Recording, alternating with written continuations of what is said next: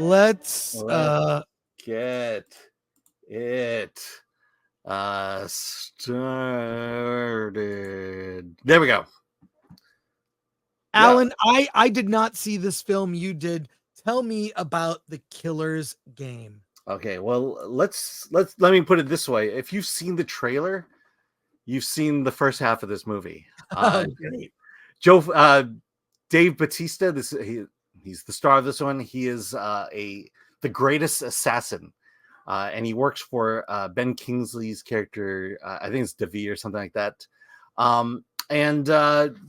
The show opens with his most recent contract. He has to go kill this kind of Russian diplomat at a ballet.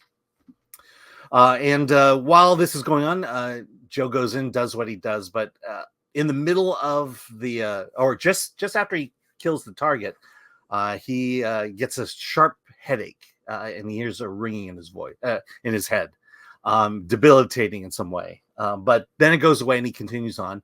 Meets Sofia Boutella's character, who is the lead dancer, and the two kind of hit it off. They kind of have a romance. And then when Joe goes to the doctor, says, you might need to retire because it seems like you're suffering from extreme CTE. And so Joe starts making plans to retire. He falls madly in love with Sophia's character, Maisie. And then all of a sudden he gets a call from his doctor, says he has a disease in his head, a degenerative disease that's going to kill him over the next 6 months. And so rather than saddle Maisie up with a decrepit old man, and rather than living the rest of his life as a cripple, sorry for the word, but I'm using it, he decides that he wants to go out. And when his friend refuses to put a contract out on him, on Joe, he goes to his rival, played by Pom Klementieff, who he says, look, at midnight, put a contract out, $2 million, and have your people kill me. And she agrees to it. And about a minute before midnight, he gets a call from his doctor saying that, oh, no, we mixed up your test results. You're going to be fine. You're going to live a very long life. And now the rest of the movie is about trying to get out of this contract because his rival, played by Pom, he killed her father, and now she wants revenge, and she can finally do it the right way. There's a little bit of John Wick here where, of course, assassins have an honor code, and the reason Joe killed her father was because he broke the honor code, and that's why he's untouchable and why no other assassin can kill him, because he's clean. And he's one of those rare assassins who could have walked away from the Assassin's game free and clear, but then got himself in this mess. So there are two things. One is the first half of this movie. Again, you've seen it in the trailer. And right. So you're going 30 minutes to 40 minutes knowing exactly how this whole movie is set up. And I guess the love story between Dave Bautista and Sofia Boutella is okay. Seen it before. But she puts the sexy on, and it gets hot and heavy at one point. But again, this movie doesn't take off until midnight, when all the assassins come out. And to me, the second half of this movie is a lot of fun. This is one of those popcorn action movies. The horror, the gore in this is on the level of Kingsman, where a lot of CG blood. A lot of the kills, the fighting, very unique. There's an anime style fight that happens. If you're familiar with WWE, Drew McIntyre is in the movie. There's a wrestling element to one of the fights. The rest of the movie basically becomes a gauntlet where one group of killers tries to come and take him out, and then he dispatches them until he gets to the big boss.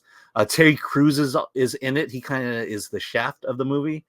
I like I said, the movie really picked up for me when the action started.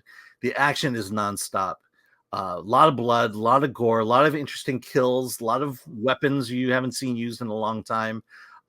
People, it gets gruesome at times, but very cartoon gruesome. So, love story, you've seen it, nothing to write home about. If you just want an action film, this is definitely a good one to go to if you're looking for something to watch in the theaters this weekend. I gave it a 7 out of 10, purely on action. And I don't know that this will turn Dave Bautista into an action star, but it's a good vehicle for him. Well, I'll just say I just corrected. There was a extra space after the word game. I corrected it just now, just for accuracy's sake. This looks like it looks like a streaming movie, and it's sort of John Wick. But if I want to watch John Wick, a lot of people are saying a John Wick movie. It's kind of like John Wick. I don't want something kind of like John Wick. If I want John Wick, I'll watch John Wick. Yeah. So this you're not selling me on this. Well, I mean, look, this is low budget John Wick. I mean, ironically, this is from Lionsgate, who produced John Wick. John Wick, yeah. Yeah. But very much a low budget John Wick. Look, again, sometimes you watch movies because, hey, there's an action movie. Let's watch it. Okay. And the action's fairly decent in this movie. The work has been put in, and I appreciated that. And so, again, want to see an action movie? Sure, here's the one. It's definitely if it were 30 years ago and I'm hanging out with my friends and we want to rent something, this is a movie we would rent.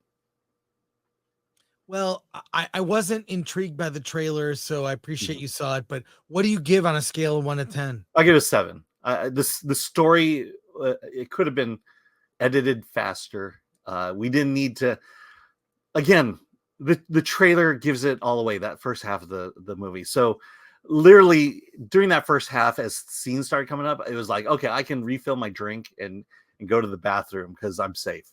And I was. So I missed 2 minutes of this movie. All right. So a mild recommend from you. I'm going to skip it. It's something I would see on streaming.